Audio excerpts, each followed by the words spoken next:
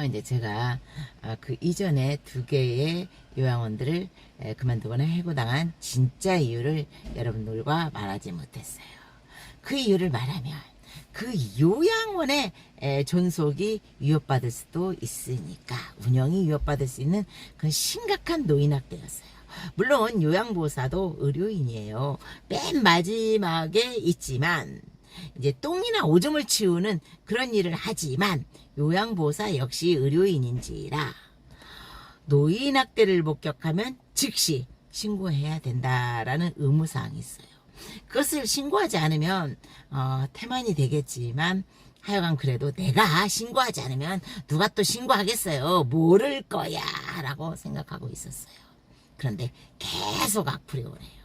계속 악플이 오니까 요즘에는 에이 신고할까?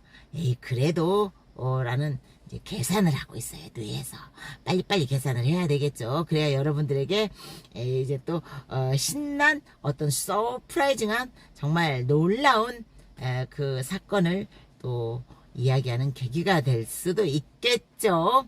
근데 하여간 제가 왜 이렇게 고민을 하느냐, 요양원이라는 것은 커다란 건물에서 운영하는 경우가 대부분이잖아요. 그런데 그 건물 누구 거냐면 대표 거예요. 대표가 그 건물을 갖고 있는 거예요. 자기 소유로.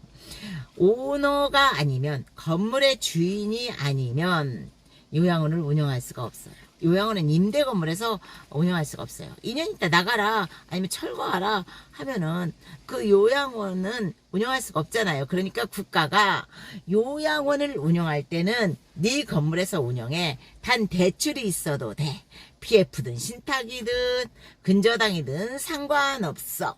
하여간 네 건물이어야 돼 라고 했어요.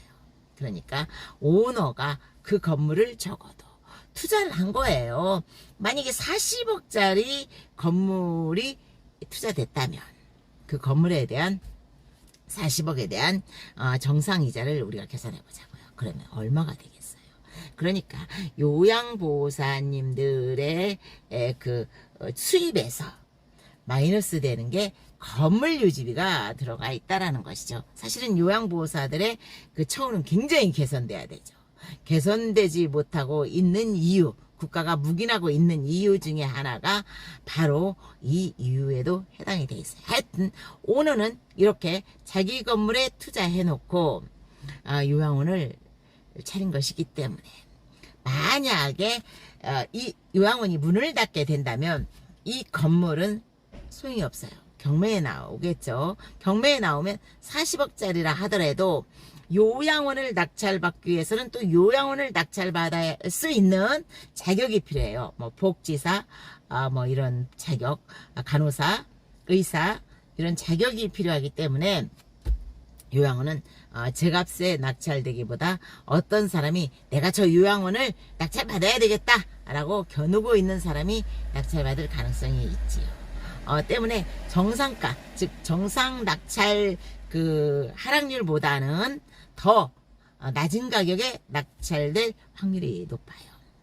때문에 이제 어떤 요양원을 차리고 그 요양원이 문을 닫았을 때 대표의 타격은 굉장히 크지요. 그래서 저는 그 두 개 요양원들에서 내가 보고 겪었던 그 정말 심각한 노인학대를 공개하지는 않으려고 했어요. 그냥 재밌잖아요. 실제로 있었으니까. 선임의 모함. 왜? 내가 지가 노인학대하고 있다는 것을 두 가지 이유에서도 충분히 봤거든요. 밤에 전직 치과의사를 묶었어요. 심땡땡이라는 치과의사를 묶었는데 정말 엉덩이가 예따만한 분이었는데 치매가 와서 자기가 치과의사였다라는 것도 기억이 나지 않아요. 오직 어머니와 농사짓던 때만 기억을 하시는 그런 분이셨어요. 어투는 굉장히 교양이 있으셨고요.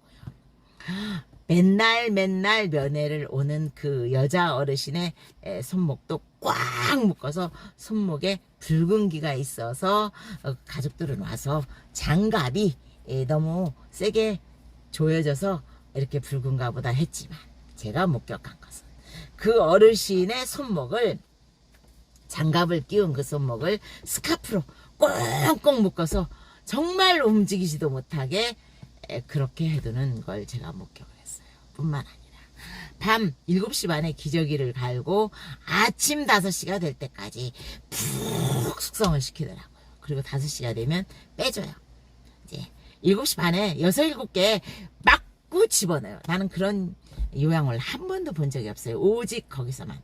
내가 처음 배웠던 요양원은 굉장히 내가 존경하는 간호사님이셨는데, 그리고 날개 없는 천사분이 한 분 계셨는데, 그분들은 기저귀를 반드시 겉기저귀, 속기저귀, 남자 어르신 같은 경우는 또 남자 어르신대로 다르게 해서 그렇게 기저귀를 채우셨는데, 여기는 그게 아니더라고요.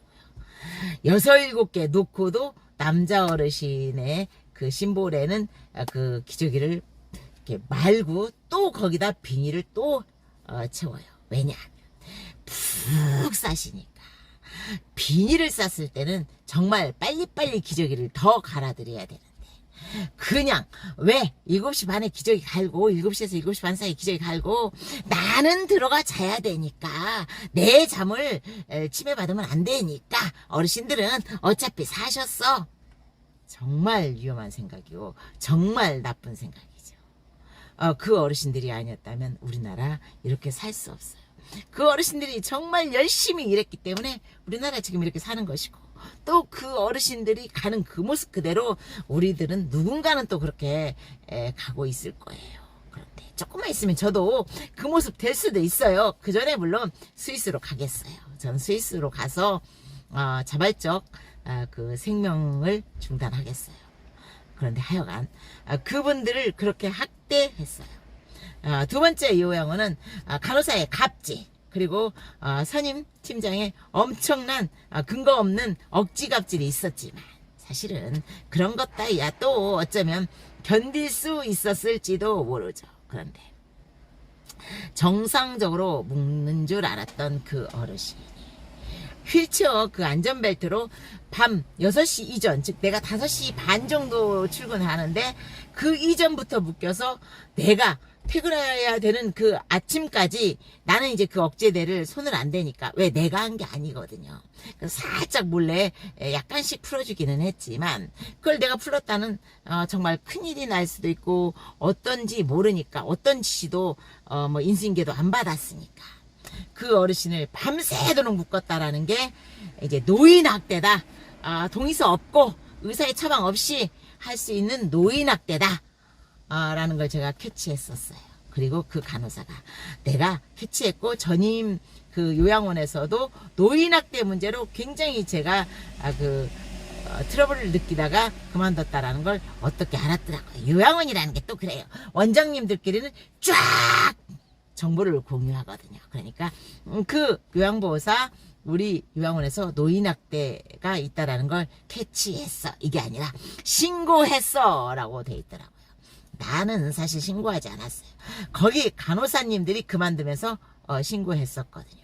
그리고 내가 신고하고 싶었지만 아까 말씀드린 그 오너 리스크, 그것이 너무 안타까워서 신고하지는 못했는데 그렇게 소문이 났더라고요. 당연히 노인학대를 알아챈 이상 더 큰 노인학대들을 알아챈다면 신고할 거야. 그러니까 이제 해고해야 돼 라는 어떤 해고의 필요성이 느껴졌을 거예요. 하여간 그 요양원들에서 악플들이 굉장히 오는데, 나를 더 이상 화나게 하지 마세요. 내가 이렇게 웃고 있지만 더는 참을 수 없는 날이 반드시 오고, 여러분들의 그 노인학대 수면으로 들어 올릴 수 있는, 조심하세요. 하여간 오늘 또 합니다.